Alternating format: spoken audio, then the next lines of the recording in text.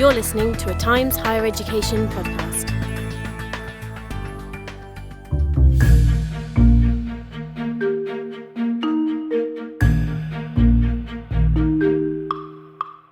Hello and welcome to Campus Talks, the podcast in which we seek out insights and advice on the key issues facing those working in higher education.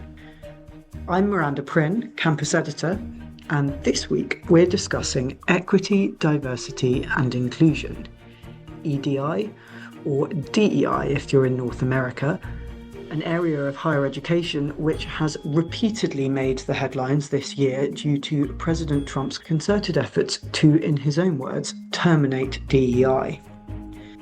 And yet, when one cuts through all the political posturing and polarised polemics, what this work aims to do is to advance equality of opportunity for all into and through higher education, acknowledging the fact that everyone is coming from very different starting points that give some huge advantages and others huge disadvantages.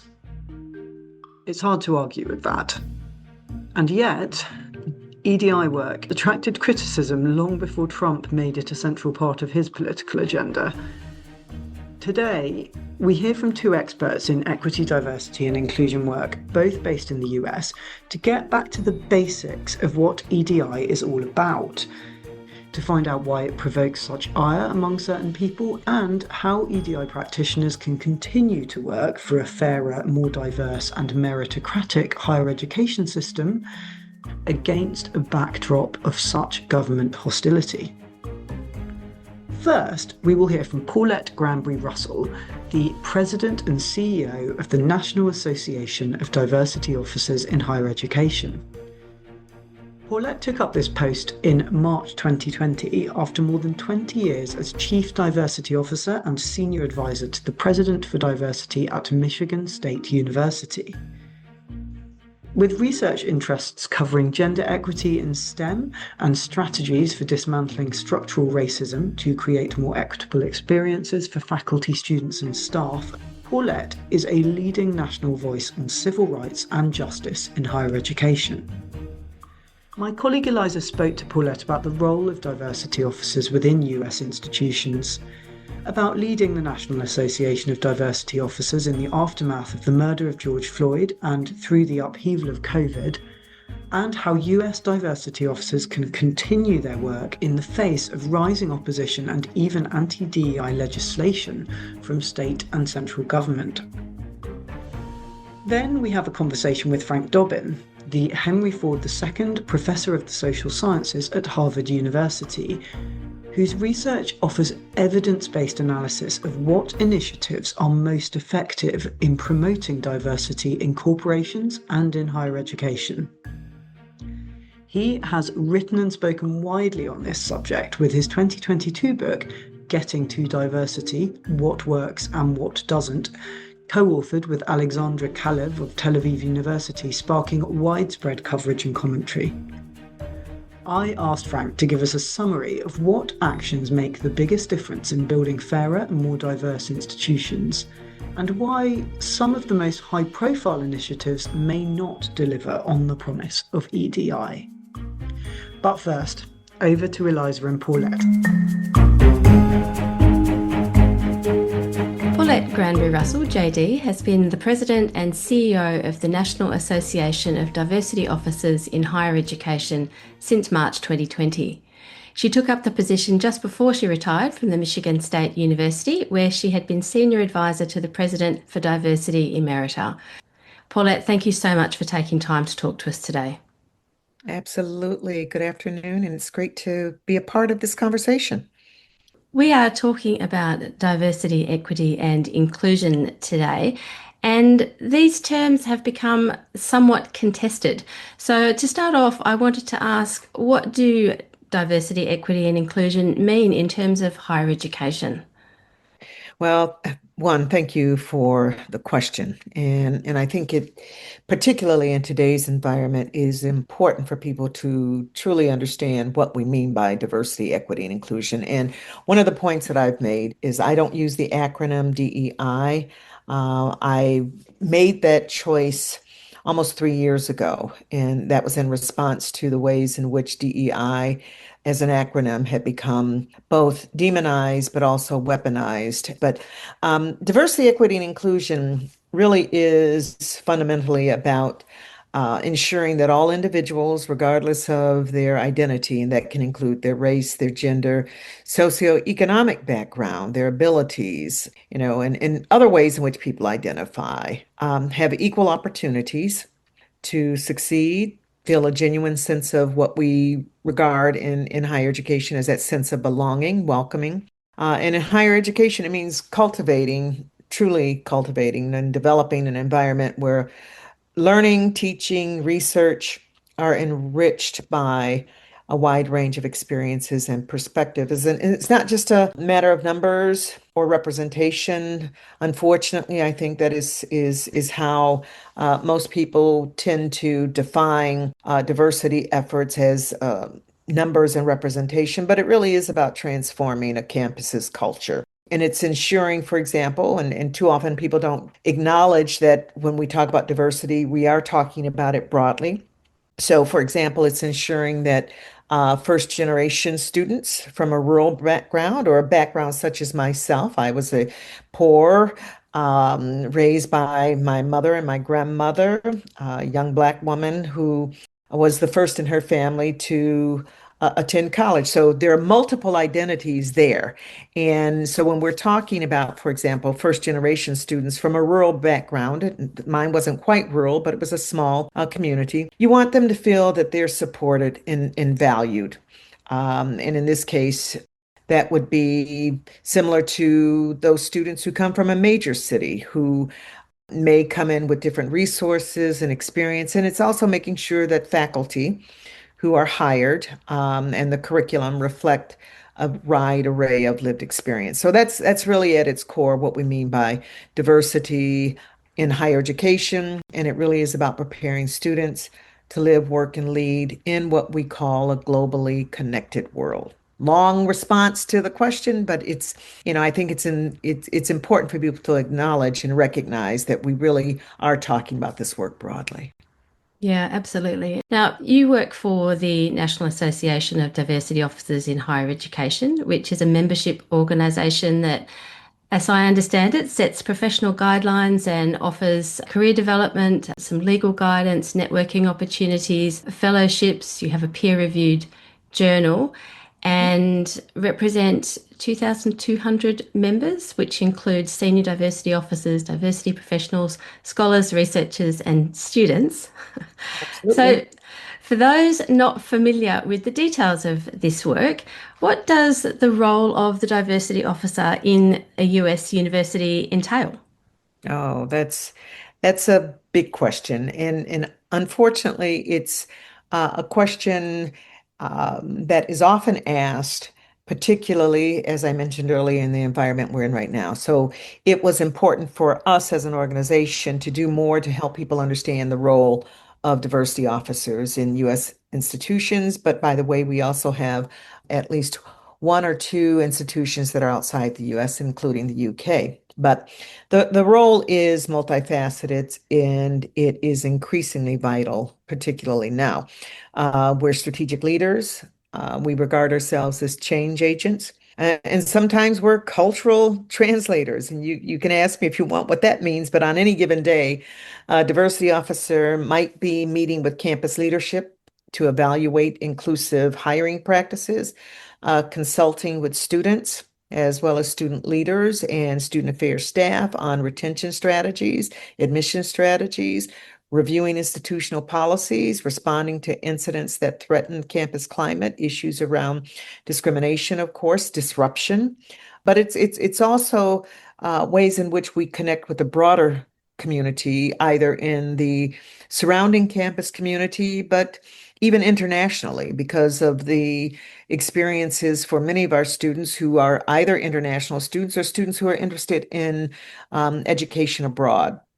It is sometimes as simple, perhaps, as acknowledging the dietary needs of our students that are going to be very different to providing a more accessible campus for individuals with disabilities. And disabilities, as we now understand, are more than just mobility or visual. We now talk about neurodivergent students and all of the ways in which their needs, as well as the needs of all students, must be accommodated. Faith is another way in which we have to respond and making sure that individuals based on faith are having their faith accommodated, whether that is acknowledging the avoidance of tests or meetings on a high holiday to simply providing quiet space for students that may require that during the day because of their faith requirements for prayer. I mean, this is, it's not only the role we play in developing and supporting pipelines to higher education, it's providing that the institutions provide both the academic social supports that they need, but also the broader connections to, the surrounding community, and also taking pulse of the climate of the institution and make sure that our students can be successful, that the climate is welcoming, and creates that sense of belonging that we often talk about in higher education. So that's that, but it's also, for those of us engaged in the work, it's a role that we often talk about sits at the intersection of policy, practice, and people. Titles may vary from chief diversity officer to vice presidents to directors, executive directors. The work is always centered on systemic change, and we can talk about what that means. But we're not there just to check a box. We're here to help transform institutions and also to make the experiences of our faculty, staff, students, and visitors more equitable, more just, and an inclusive place for learning. Yeah, it's an incredibly broad role, and obviously each campus is going to present its own particular mix of the categories and protected characteristics and requirements that you described. You came into the role in 2020, which was a very particular time in our collective history. It was the very beginning of the pandemic. It was just after George Floyd had been murdered. When you came into the role, what were your particular goals? Thinking about what you wanted to achieve, and then we'll talk about perhaps how things have changed in the ensuing years. Yeah, well, thank you for that question, and it gives me an opportunity to kind of reflect. I came into the role, and I was sworn in March of 2020 as the elected president of the board, and now I'm the paid CEO of the organization. But it was at our conference in March of 2020, and within the first day of arriving for the annual conference, the country shut down.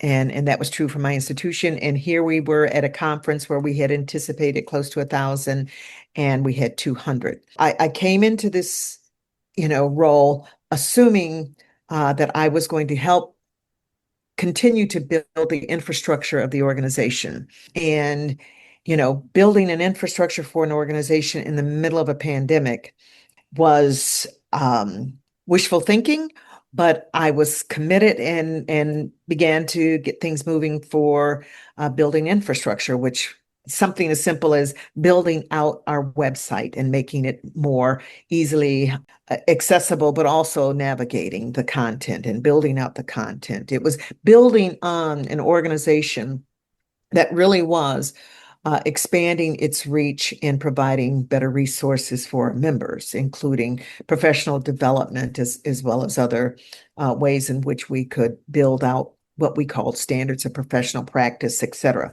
It was a field that was evolving. When I first began with the organization, the role was not called Chief Diversity Officer, and we were contemplating the titles because they all varied. But then, as you mentioned, the pandemic. And then in May of 2020, the murder of George Floyd, which then required us to pivot in how could we provide support for our members who were having to respond to not only disruption on their campus, but also heightened commitments by university leadership to creating more racially diverse, but also equitable environments. So it was,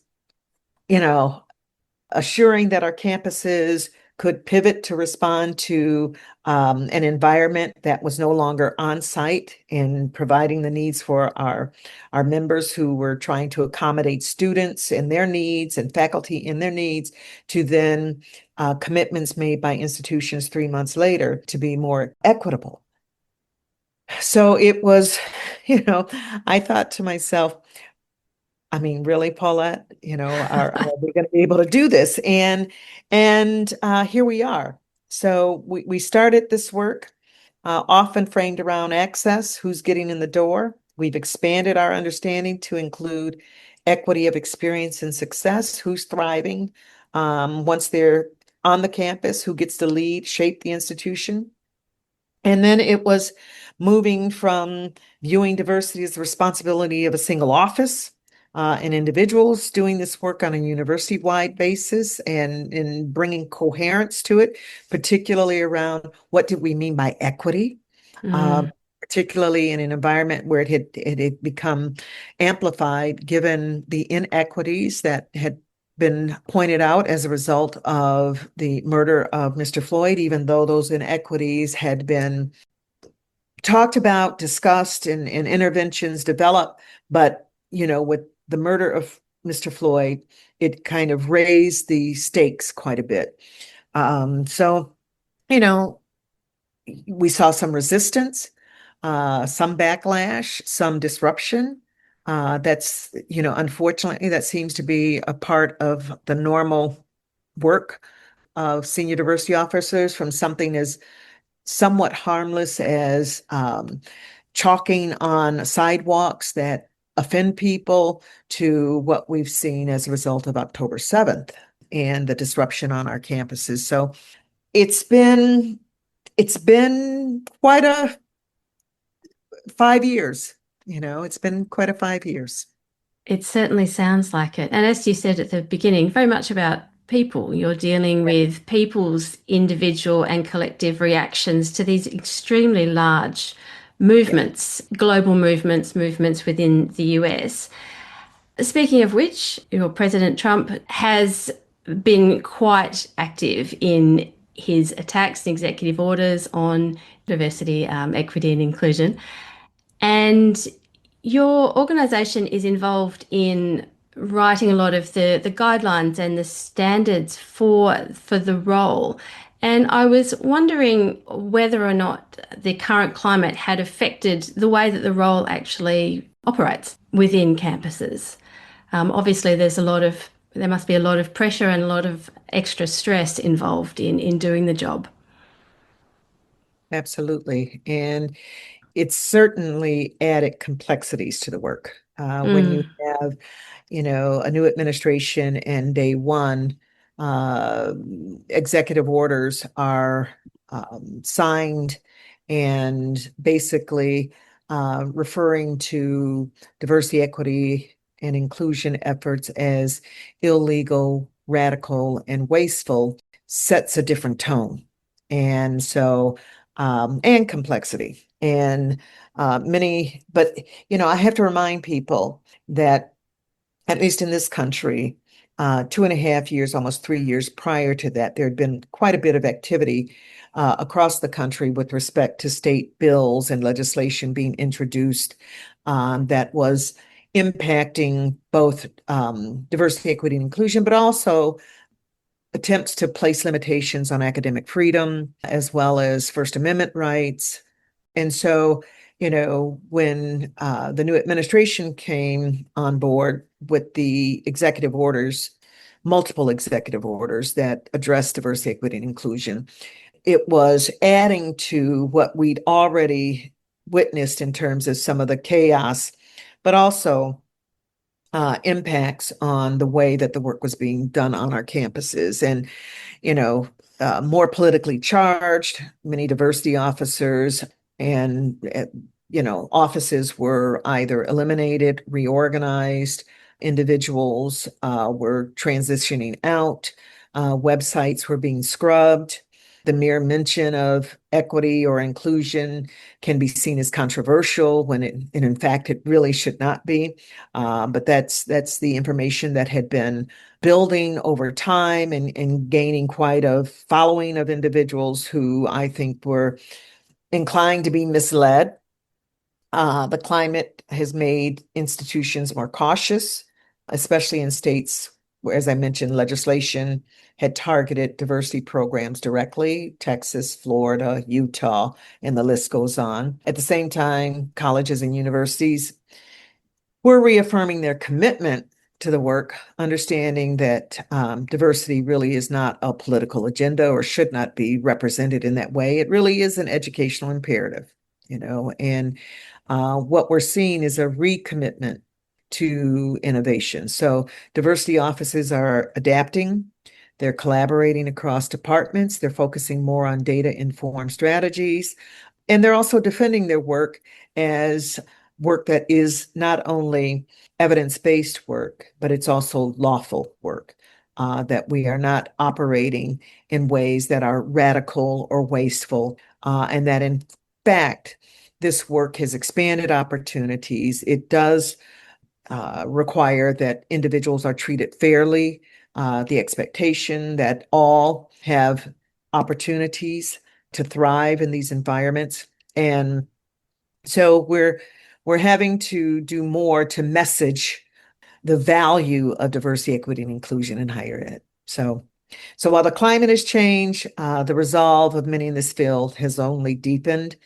And certainly there are individuals who are choosing, because of the stresses associated with it, to find other opportunities as well. But I would say, from my experience in working with our members, that we have individuals who have given their life and their careers to this work, and they are truly committed. Well, the stakes are really high, aren't they? They're people's lives, they're their jobs, their communities, their sense of self in the world, I would imagine as well. You have also been doing quite a bit of work with students, I think, going out and asking students about what they think about equity and diversity. What have they been telling you about how they view these initiatives within higher education?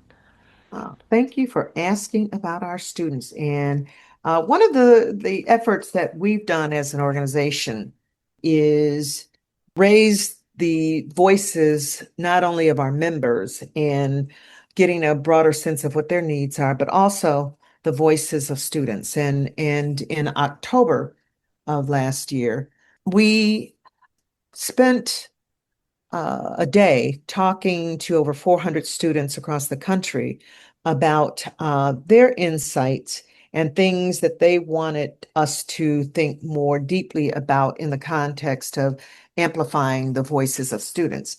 And some of the things that students have asked us to do is building stronger relationships with them, but also feedback loops. Students themselves have a voice, and trust me, their voice, if we're not hearing it, they will make sure that you do hear it, and sometimes in uncomfortable ways. But the fact of the matter is, students and student activism is what has, quite frankly, moved education in ways that it was slow in moving. And you have to think historically, in the context of diversity in higher education, and the fact that this is a country that had laws on the books that segregated education. And it segregated education and discriminated in education on the basis of race and sex. And it did very little to accommodate the needs of individuals with disabilities. And so, what we discovered over time is that it was student voices that said, no, one, we want access. We want those opportunities. We expect curriculum to be aligned with our needs, not only our academic needs, but also our needs to be represented in curriculum, based on whether it is the role that Indigenous people have played in this country, in the history of this country. That's true in the context of women. That's true on the basis of race. It's understanding that our needs are going to vary depending on our income.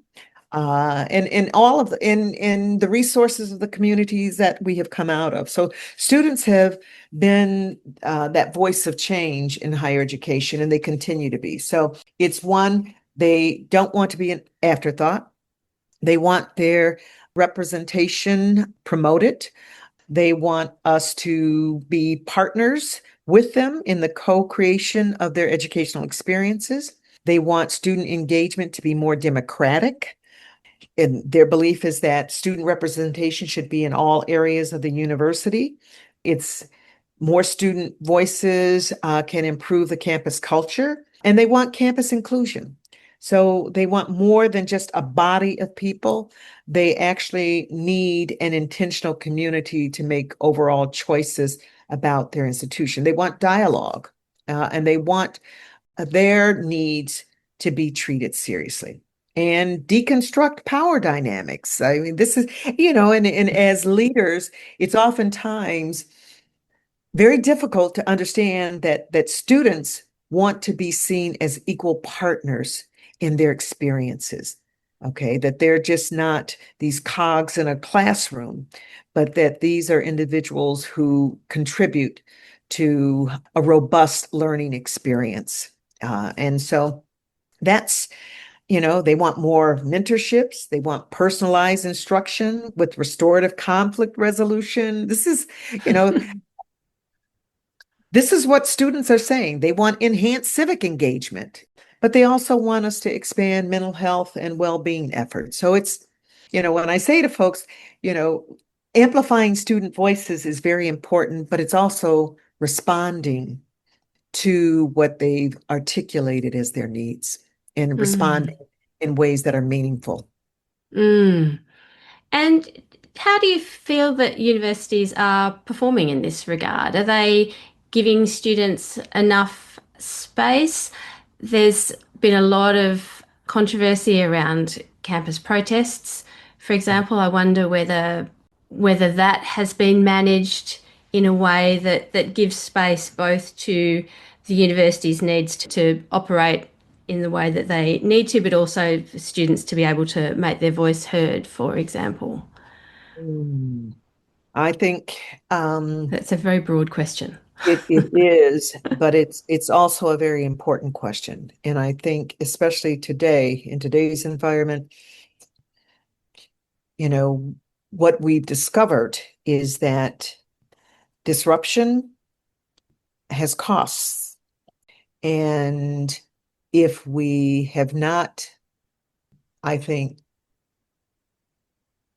better prepared our institutions for the needs of a diverse student population, sometimes what happens is challenges to First Amendment rights, the right to protest.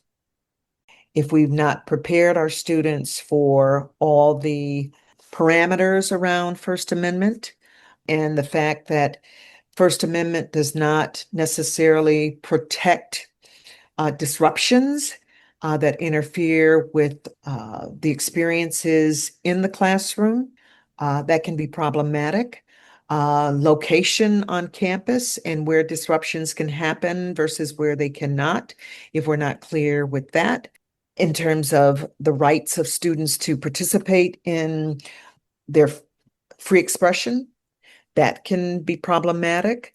I think the other concern that we've had is preparing those outside higher education to understand that this is, what we represent, the marketplace of ideas. And sometimes those ideas are going to be very different, and you may disagree with them. But the responsibility of higher education is to create spaces where, even as difficult as what is being said is difficult to hear, there's appropriate moments when we're just going to have to allow those expressions to take place. But it also means that students have to understand what we call time, place, manner. Those are legal framing of freedom of speech and First Amendment rights. But it also means that if we're going to impose limitations, then we have to be upfront and early, and that has to be built into the ethos. Okay, so that's some of what I think has been the struggle over the last year. And I don't know if that really answers your question, but it was a way of getting at this tension between the voices of students and where we are today. Yeah, no, I think it really does, and certainly opens up some really interesting space, not just for thinking about students, but also how we can have productive disagreement across higher education. Just one more question. So you wrote an open letter to higher education last year, and you said, while Chief Diversity Officers across this country should and have been playing a galvanising leading role in this fight to support equity, diversity and inclusion, we, meaning NADAHE, your organisation, cannot do it alone. We need your help building a future in which everyone knows their authentic self is affirmed and supported. And I wondered what you needed from universities in making that call in that letter.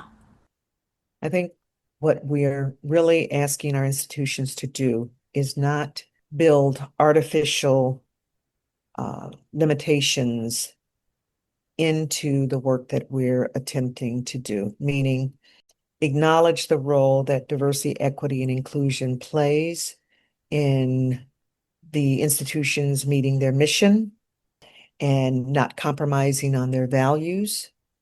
It means allowing diverse voices to truly be heard, as painful as sometimes that can be. And I think it was also a call to leadership to lead. The moment in time we're in requires us to stand firm in several areas. One of those being, of course, the mission of higher education, the values of higher education, academic freedom, to truly live what we say we are, the marketplace of ideas, as uncomfortable as that might feel right now. The threats to higher education are real. We've seen it both with the coercive ways in which contracts and grants have been withdrawn. We've observed what happens when leaders themselves are called to account in a political environment that is increasingly hostile. But it means that if higher education is going to fulfill its mission, we cannot compromise on its values, and what's expected of us with regard to students and their future. So that's, it's a call to account for who we are and what we say we represent. Well, I think that's a great answer. Paulette, thank you so much for sharing your expertise and insight into the current climate in higher education. Well, and thank you very much for this opportunity. And I honestly believe that when things calm down, as inevitably they will, we'll be here. So I appreciate you giving NADAHE, National Association of Diversity Officers in Higher Education, this opportunity to speak. I appreciate it. Thank you very much for your time.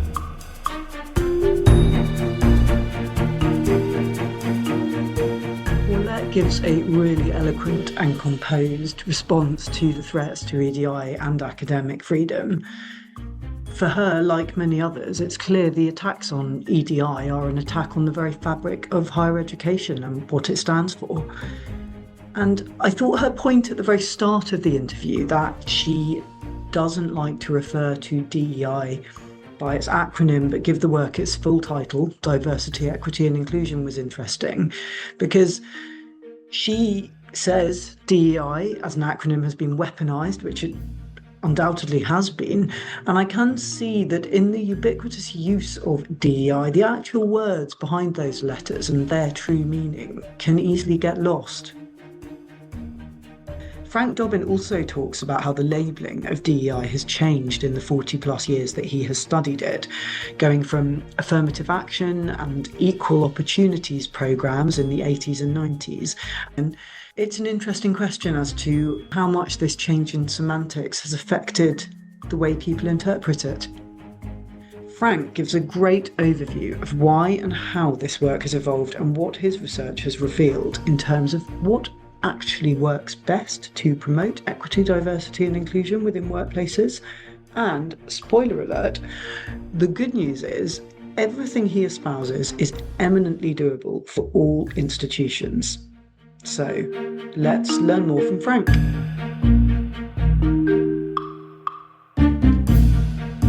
Hi, Frank. It's great to have you on the Campus Podcast. Wonderful to be here. Thank you for having me, Miranda. Now, you have been researching what we might call now EDI, Equity, Diversity and Inclusion, or in the US, DEI, for more than 40 years. It may not have even been referred to in those terms back in the 1980s, but I wondered, given that you do have this longitudinal view of it, if you could give us a quick potted history of, we'll call it diversity, equity and inclusion here, DEI, in US higher education. This all started in 1961 as a consequence of the civil rights movement in the United States. So John F. Kennedy issued orders for universities and corporations with federal contracts, and also for federal agencies to take affirmative action, that's what he called it, that is positive steps to end racial discrimination at work. That applied to universities, as I've said. And 3 years later, in 1964, after he'd been assassinated, his successor, this Vice President, Lyndon Johnson, pushed through the Civil Rights Act, which expanded protections, equal opportunity protections, to virtually all employees in the United States, and also contained some provisions for opening access to education, both primary education and higher education, to people from different racial groups. So that's where this all started. The Title VII of the Civil Rights Act of 1964 affected all universities and colleges and it affected their employment of people, including professors and also staff. And Title VI referred to students. So after that time, universities couldn't discriminate, colleges and universities couldn't discriminate in the treatment of students from different groups, including the admission of students from different groups. Now, it wasn't until 1972 that Congress passed Title IX of the Education Amendments, which extended the right to equal treatment to women in higher education and in education generally. So at the time, there were still men's only colleges and universities. In fact, Harvard, where I teach, Yale, many of the Ivy League schools were men only. So it took a little longer. But since then, there's just been a lot of different waves of policies. So we called these affirmative action and equal opportunity programs and policies in corporations and in universities in the 1980s when I started graduate school at Stanford in 1980 and soon was studying these programs. They became diversity management programs over the next decade, and they gradually became diversity, equity, and inclusion programs in the United States. So the name has changed. What's striking, I think, if you look at the arc, is that there have been wave after wave of strategies to promote equality of opportunity, both for students and for faculty and staff. So what counted as anti-discrimination in say 1970 or 1975, after these laws had passed, was quite narrow. And that expanded as we came to understand different forms of discrimination. We came to understand that sexual harassment, say at work, was discriminatory. And now we tend to think of, for example, work-life programs as important parts of DEI programs because they help women, and actually women and men of color, to maintain their jobs and to be promoted so they contribute to people's career success. And that is certainly true among the faculty as well as in the corporate world. Yes, we'll drill into the detail of what worked or what has worked in the past in terms of these DEI programs, because that is something I know you've specifically researched. But just in very broad terms, then, taking in decades of evolution into what DEI now is, what overall impact have these DEI efforts had on US higher education to date? Well, in the 1970s and 1980s, it's been well established that elite colleges and universities very rapidly opened admissions to people of color, Black and Hispanic students, and Asian American students. So many schools had formal or informal policies. In the South, many even public institutions had formal policies of excluding Black students. In the North, schools were more likely to have very strict informal quotas, but that was all suddenly illegal after 1964. And there's a wonderful book called The Shape of the River, authors are Bowen and Bach, that shows how quickly higher education started to admit students of color. Now, students from some of these groups are still not proportional to their representation in the population, even today. But there was relatively quick movement among public universities, among private universities. Now, if we talk about higher education, where movement has been slower is in the case of faculty.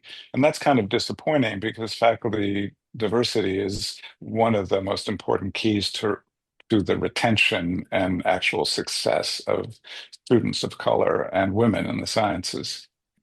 So 20 years ago, if you looked at faculty diversity, you might have said, well, it's a pipeline problem because we haven't been producing, say, Black PhDs in physics for long enough for them to be in faculty positions. That wasn't totally true 20 years ago. It's even less true now. So I think one of the places where we really have a lot of work to do is in diversifying the faculty. And as I say, there are many reasons for that, but one of the main reasons is, just as in high schools, teachers who can help students succeed are important. And, if you have a teacher who isn't helping everybody to succeed, then that teacher isn't really doing a great job. It has been shown in a number of studies that having somebody from your group on the teaching staff, on the faculty, who you have exposure to, is a very strong predictor of whether you'll finish college. We have very high dropout rates in especially public US colleges and universities, or non-completion rates, whether you'll finish college and whether you'll stick with a major. So in the sciences, one of the problems is in some fields, there are very few women. So the women who do start an undergraduate degree or a master's or a PhD are not as likely to stick around in fields where there aren't women above them in faculty positions. Yeah, so universities essentially need to really look at how to diversify their faculty. And this brings us on nicely to some of the studies that you have undertaken, which look at what initiatives actually have an impact. So applying the kind of insights that you can bring from your studies and also your knowledge from working in higher education, what has proven most successful in terms of widening access to higher education for students, but also for staff, and what could universities be doing better? Well, in both the cases of students and staff or faculty, outreach programs are hugely effective. So for students, that often means going to high schools in urban areas that are predominantly Black or Hispanic. It means going to high schools in cities that have large Asian populations. It means going to science and engineering high schools, technical high schools that have large populations of women or large numbers of Hispanic students. So that's outreach and recruitment for students, just getting more applications in the door. So, in terms of the faculty, similar initiatives are helpful. So, one of the things that a lot of American universities have are what are called targeted opportunity programs for faculty, where if a department can identify somebody who's poorly represented in the discipline and in the department. So, for example, most elite departments don't have many female physicists, most physics departments. They can, and they find somebody who they would really like to have, they can ask for that, ask to have authorization to hire that person, even if they haven't advertised a job in that year in the person's field. One of the reasons I think this is so effective is it orients the admissions officers and then the faculty hiring committees to thinking, what could we do to be more open to a wider group of people? And what could we do to make sure that we admit and hire people from all groups? I think one of the peculiarities of hiring university faculty is that often departments are approved to hire somebody in a very specific field, molecular biology rather than biology. And in that field, there may not be many viable candidates in a given year. And because in most science fields, most of most of the PhDs are still white men, it's pretty unlikely. It's less likely that you'll find a molecular biologist who's a Black woman in a given year. Not that there aren't great Black women out there in molecular biology. It's just, are they going to be rookies on the job market in the year that you're looking? So I think in some ways the algebra of how hiring practices work, narrow hiring guidelines approved by a dean every year, kind of work against hiring people, just kind of the best players out there from every group. And these targeted opportunity programs help departments to say, okay, if we really wanted to hire top Black scientists, we might have to look for them off cycle. We might have to use a different strategy. It's basic maths, really, isn't it? Because by doing that, you remove right time, right place, and all of those factors that can kind of narrow the pool even more and actually just focus it on the individual talent. I can see exactly how that would open opportunities to a wider pool. That is obviously one would assume relatively simple initiative that universities could action. Are there any other kind of programs or initiatives in terms of staff that you would point to?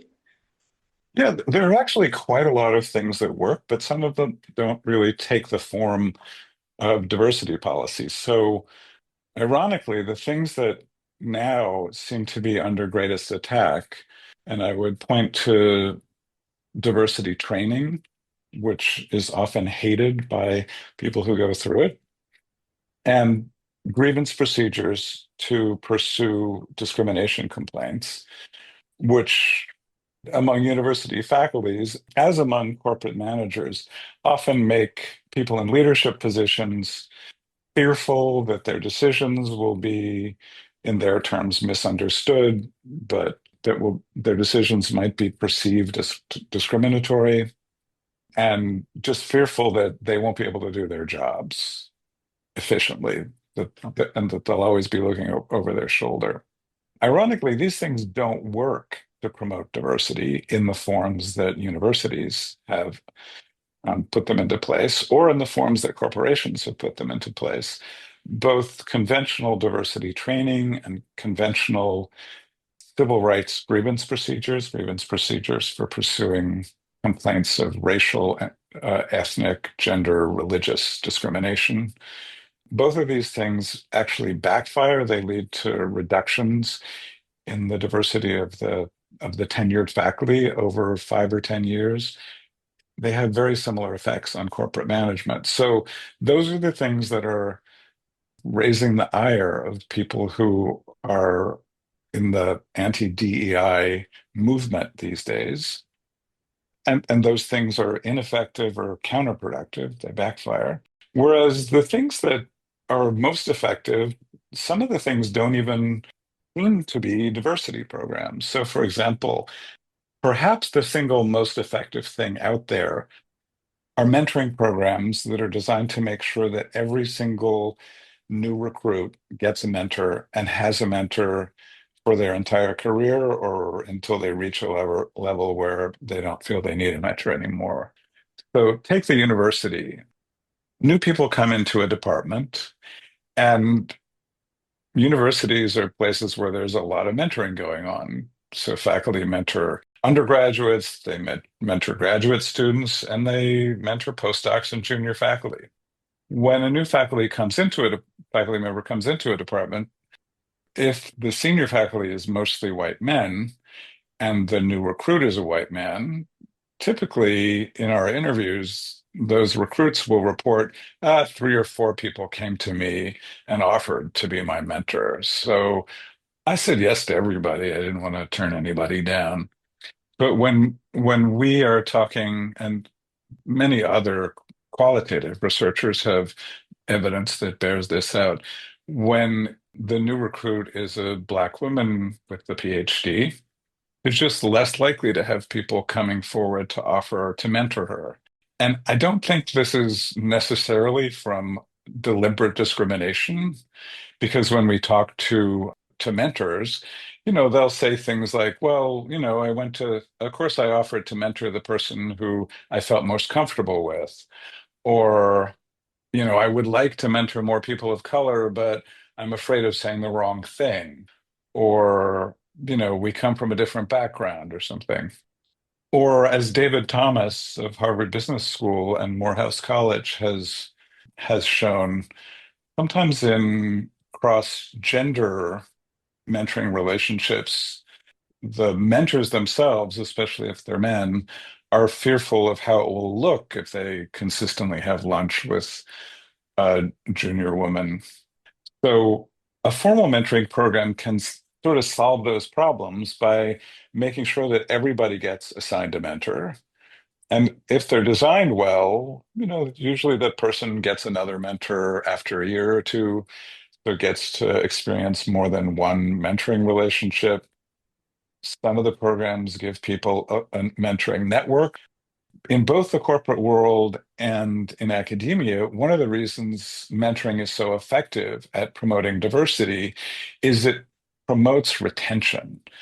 So one of the things we see when we look at young faculty in their career. So we've been studying individual level and university level data on diversity between the early 90s. The data run from the early 90s until now.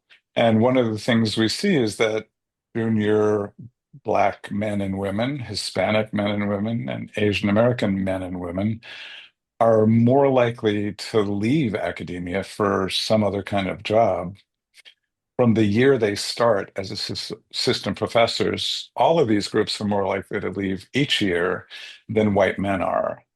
It's especially true of white women and women of color, but it's also true of men of color.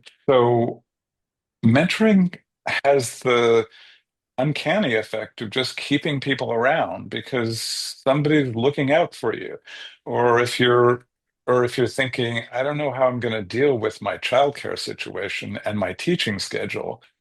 So I'm thinking of switching to a junior college that's closer to home or something. Your mentor is somebody you can go to and say, hey, what should I do? Should I quit? What do you think? And also, if you have a mentor, somebody has your back when, the chair might be asking you to do something, to do more than your share of the work, or you're coming up for a mid-career review. We typically have a 6 or 8 year tenure clock in the United States. So you're coming up halfway for review, and they get outside letters from a couple of people. If you have a mentor, they can say, "Hey, I'll be on that committee," and they look out that you don't get somebody who's known to be a cranky reviewer as one of the 2 or 3 people who's reviewing you at that point. And having a good mid-career review is huge for keeping you around, because if you get a sense that maybe that you won't get tenure, you start looking for another job. So mentoring is just surprisingly effective, and it's not a diversity program, because I'm talking about mentoring programs that are open to everybody. Mentoring programs, though, tend to disproportionately help women and people of color for the reason I started out with. White men usually already have mentors, so they don't necessarily need a formal match. So that's one of the things that's hugely effective. Just in a word, all kinds of work-life programs have very strong positive effects on retention and promotion of faculty. Flex time programs, I guess the most obvious of those are parental leave programs and family leave programs and medical leave programs. So if universities formalize that, it just makes a huge difference to faculty who are facing a short-term problem. And all kinds of childcare options are hugely effective. Interestingly, even the most symbolic of childcare options, where the university isn't kicking in a bunch of money, but just, for example, establishing a referral program where you can find what childcare centers there are in your area. Elder care referral programs are hugely effective at retaining and for the retention and promotion of Black, Hispanic, Asian American women, as well as men. So these are programs that are not explicitly diversity programs. And I think they help just because, as I was saying, we have women and people of color leaving academia at high rates from the beginning of their assistant professor jobs, the beginning of when they start teaching, at higher rates than white men. And if we can stem those losses, just makes a big difference to what the faculty will look like in the future. I'm just interested on the mentoring. So you've explained very clearly why this can be of benefit, and disproportionately so to people of color and women. But is there evidence to suggest that where you have mentoring programs where people are ascribed a mentor or can choose one by some methodical formal system, that some of the benefit also comes from the fact the mentors and the mentees themselves can be from diverse backgrounds and not always the same ethnicity, socioeconomic background? Do you think there is an added benefit simply in the bringing together of people who are very different to then work closely together and build close working relationships, and the learning that can happen from that? Absolutely, you've really hit the nail on the head. So I think there are two aspects to that. One is, we know from research that goes back to World War II that when you put people from different groups together working as equals, and that would include in a mentoring relationship, whatever prejudices people have about the other group, positive or negative, tend to go away as people get to know somebody from the other group better. One of the problems we face in the United States is that we have very high educational segregation through primary school and high school, very high residential segregation, very high occupational segregation, which means that if you're a white kid growing up in a white suburb, your parents mostly have white friends because the people they work with are white as well. And we have a fair amount of segregation even at the level of colleges and universities. If you look at, how diverse individual colleges and universities are, they tend colleges and universities tend to have either very few Hispanics or a majority of Hispanics, and that's true of other groups as well. So exposure to other people seems to be crucial. And when we interview people who've been mentors to people from other groups, in this case, often we're interviewing white men because the majority of mentors in academia and in corporations are white men. So when we interview mentors, they'll tell us, oh, I was never in favor of diversity programs before, but then I got this protege and she was a rock star and young Hispanic woman who's in, whatever academic field. And so, I was advising her and she started, telling me, oh, the chair told me this. And I thought, that's not fair. There's no reason she should have to be on extra committees this year. She's a new assistant professor. That wouldn't have happened to anybody else. So what I find striking is that people who have been mentors to people from other groups often start to say, I thought my university was completely meritocratic when it came to faculty promotions and faculty workload, but I started to see that it wasn't totally fair. And most of the people we interview, and this shows up in the interviews of other people as well, just that experience of seeing the world through the eyes of someone from another group really changed how they viewed their own institutions. Yeah, so I mean, what you're describing, it's a form of unconscious bias training, but kind of done without putting a label on it and making someone go through a training program, because it sounds like what you're describing is kind of having the effect that something like unconscious bias training would be seeking. But based on your research, certainly the official forms of that do not seem to be as effective. I mean, am I extrapolating too far there, or?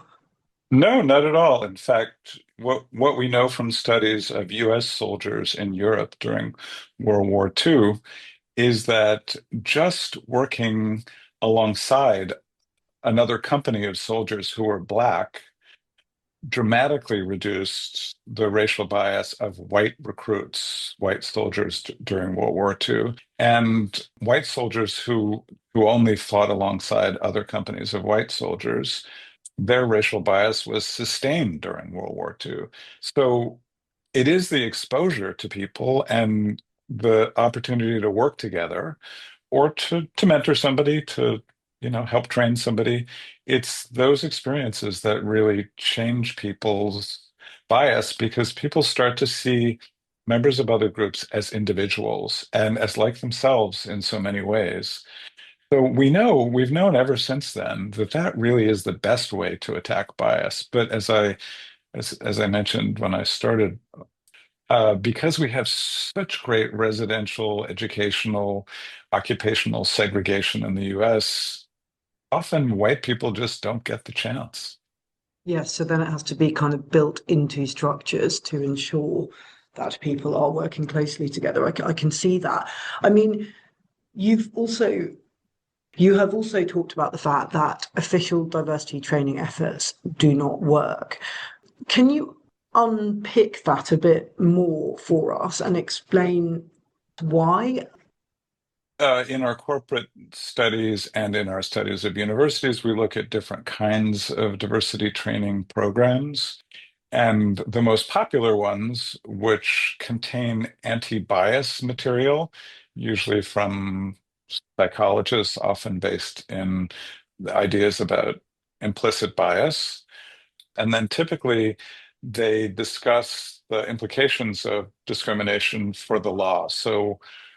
And these tend to be short, and increasingly they're online. So they're maybe an hour online because it's expensive to have live training for a long period of time. So typically, trainees get this kind of 1-2 punch. The first part is an effort to prove to them that although they don't think they're biased, they are because everyone holds stereotypes. And that tends to set people off.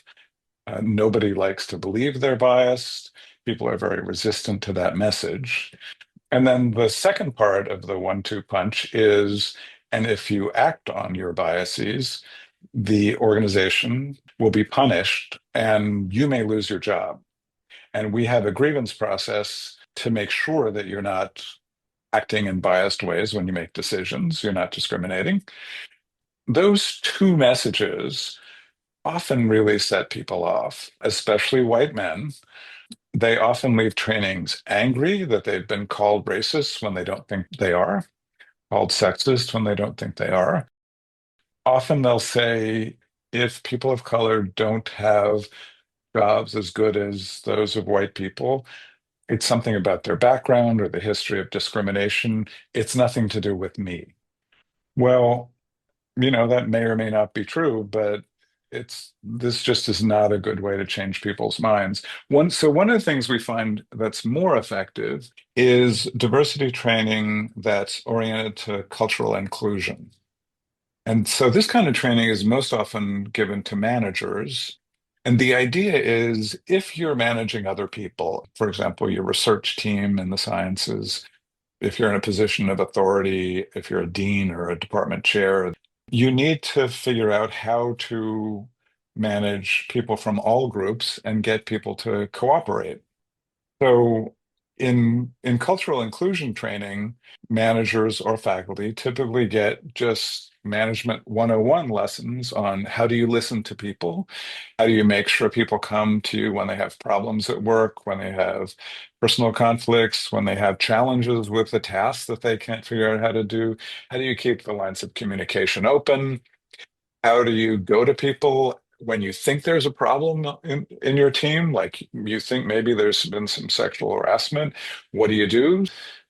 Cultural inclusion training gives you tools as a manager or as a faculty member managing a team to deal with problems proactively.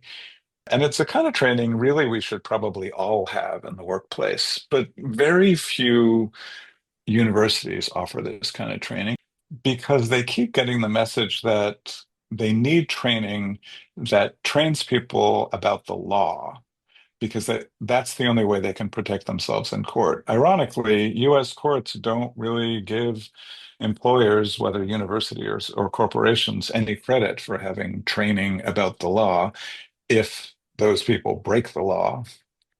We do see some more effective ways to do training, but honestly, even the most effective strategies for training are not nearly as effective as a good mentoring program or good parental leave programs, childcare options. These are the kinds of things that really make a difference in people's lives.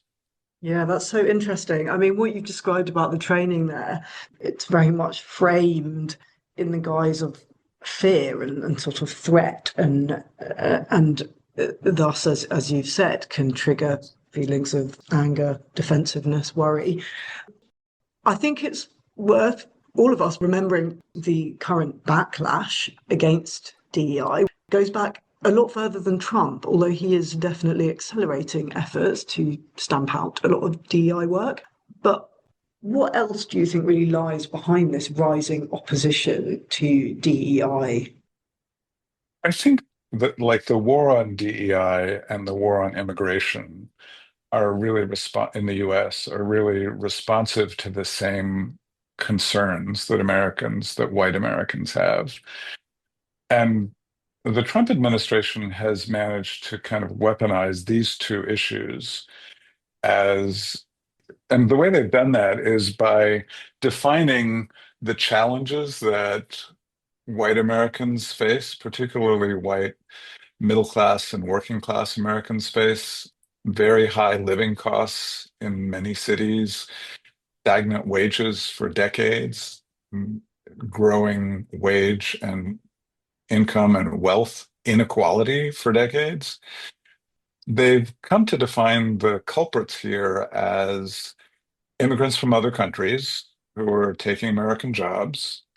The irony of that is that most of the illegal immigrants are taking very low wage jobs that employers can't find Americans to take. And DEI programs that give undue advantages to people of color and women. The irony of there is that those programs mostly don't work. That is, they don't work to promote diversity, at least in the way they're currently carried out.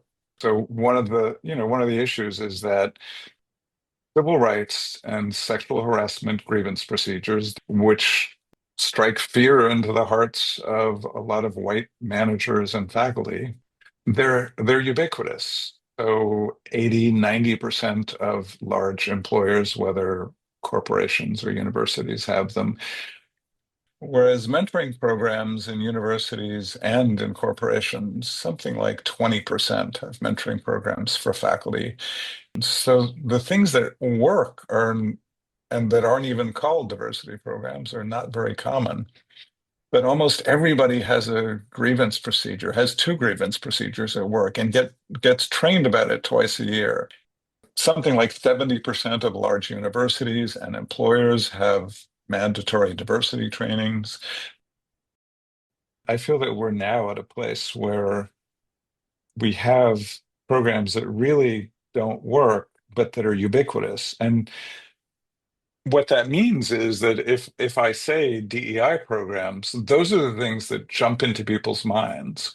Or sometimes there'll be special programs like internships that are targeting minority populations. Those internships usually bring very few people in, but they're high profile because corporations and universities advertise them. So I think we have things that are extremely widespread that backfire, and things that are kind of high profile that don't do much good anyway because they aren't affecting many people. I think, if there's a light at the end of the tunnel, it's that if we got rid of the things that anger or cause fear in the hearts of white men and sometimes white women, we might be in a better position to carry on with the things that are more effective. Yeah, that is interesting. I mean, that these programs that are not in fact labeled as DEI appear to be highly effective in achieving a more diverse, inclusive, and equitable higher education system could offer one route through the extremely choppy waters that DEI practitioners across the US are facing. Although these are very complex issues with equally complex solutions. Frank, thank you so much for sharing your insights with us today. It's been fascinating. Oh, it's my pleasure. Thank you very much for having me.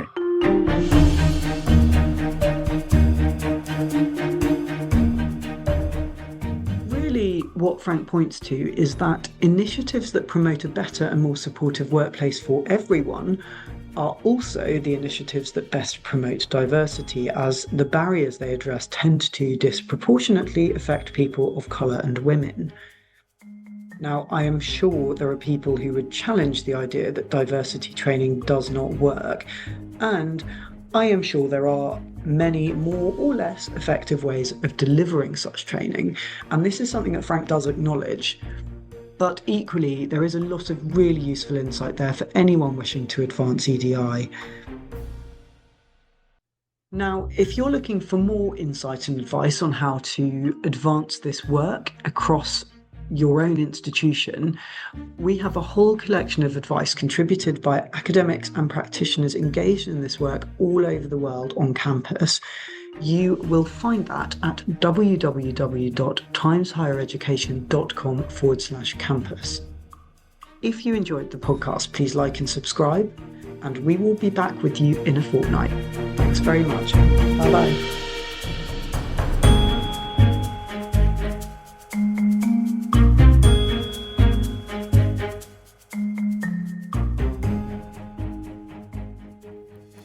You're listening to a Times Higher Education podcast.